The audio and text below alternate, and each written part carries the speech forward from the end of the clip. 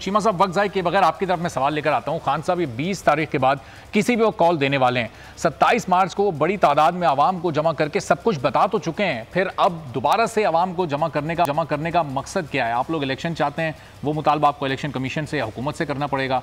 आवाम से अब क्या कहना चाहते हैं खान साहब?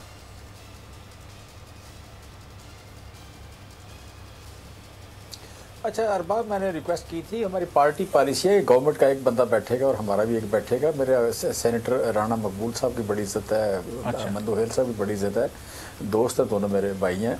लेकिन मेरी पार्टी मुझे इसकी इजाज़त नहीं देती। मैंने वक्फे में आपको कहा था कि मैं नहीं बैठ सकता, मुझे मेरा सोलो ले लें या आप एक कर दें, अदरवाइज मेरी इंक्वायरी हो जाएगी। तो आप मुझे बता दें मैं क्या करूं, मैं मतलब उसमें ऑनेस्टली। चले, मैं 2-3 सवाल मैं आपसे बैक टू बैक 2-3 सवाल कर लेता हूं, फिर मैं आप गवर्नमेंट के दो बंदे, फिर मैं मंदूखेल साहब और फिर मैं मकबूल साहब की तरफ चले जाऊंगा। आपसे मैं बैक मैं क्रॉस टॉक नहीं करा रहा, आप अपनी बात मुकम्मल कर लें। मुझसे ज़्यादा सवाल कर लें आप, ठीक जी जी, इस तरह कर लें आप। हाँ, तो मैंने आपसे ही तो सवाल किया खान साहब, अवामी ये जो समंदर है, ये आपकी स्क्रीन, आपकी मैं कह रहा हूँ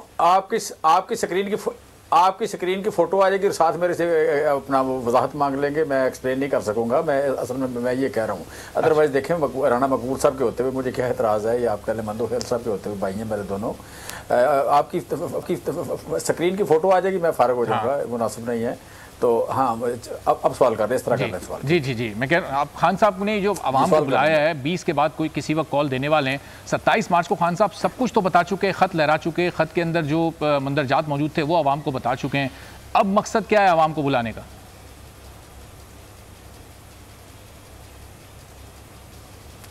देखिए, हमारा मुतालबा ये है कि इस वक्त गवर्नमेंट जो है लेजिटिमेट नहीं है। गवर्नमेंट लेजिटिमेट नहीं है, और लेजिटिमेट अगर गवर्नमेंट ना हो तो वो कोई भी फैसला मेरिट पे कर नहीं सकती। इस वक्त पाकिस्तान में तीन बड़े सीरियस इश्यूज़ हैं। एक है आपकी इकानमी के बारे में, आपने मेरिट पे फैसले करने हैं, पॉपुलर फैसले करेंगे, आप कुछ दिनों बाद डिफ़ॉल्ट कर जाएंगे।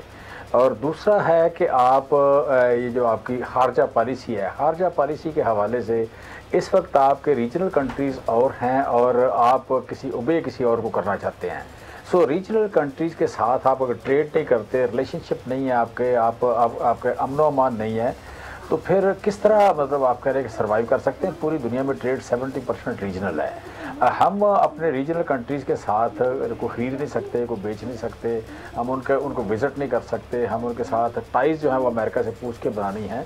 तो फिर इस मुल्क का मुस्तकबिल क्या होगा? ये बड़ा एक सीरियस इशू है। मैं समझता हूँ किसी आप कह रहे हैं कि लेजिटिमेट गवर्नमेंट को इसका फैसला करना चाहिए, ना कि ये कि एक इलेजिटिमेट गवर्नमेंट हो। और इस वक्त जो इत्तेहाद है यहाँ पे दो लोगों का नज़र आ रहा है कि जिन लोगों ने आप कह लें कि ये नया सेटअप जो बनाया है, एक तो PDM है और दूसरा ओवरऑल एस्टेब्लिशमेंट की बात कर रहे हैं।